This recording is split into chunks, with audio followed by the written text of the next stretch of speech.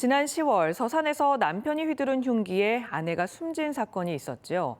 당시 남편은 법원의 접근 금지 명령을 어기고 아내를 찾아가 범행했는데요. 이처럼 접근 금지 등을 위반해 가정폭력으로 기소된 사건이 1년 새 2배나 늘었지만 법원 판결이 너무 관대하다는 지적이 나옵니다. 김지혜 기자가 보도합니다. 이혼한 전 부인이 만나주지 않자 50대 남성은 창문으로 몰래 들어가 휴대전화를 뺏었습니다.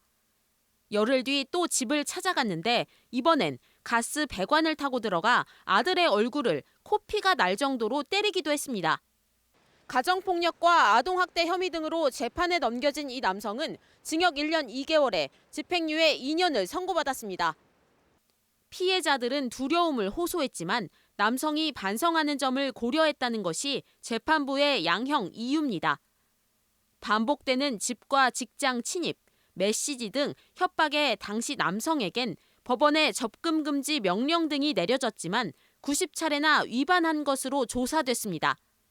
지난 10월 서산에선 경찰에 4차례나 가정폭력 신고를 하고 역시 법원의 접근 금지 명령에도 남편이 휘두른 흉기에 아내가 숨지는 사건이 있었습니다.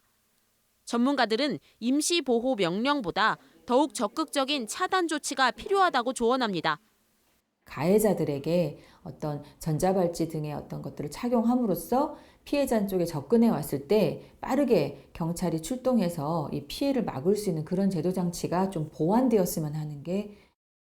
가정폭력 특례법을 위반해 기소된 사건은 지난해 104건, 1년 전 57건보다 2배 가까이 증가했는데 가정폭력 피의자에 대해 신청된 구속영장 750건 가운데 받아들여진 것은 410건으로 절반에 불과합니다.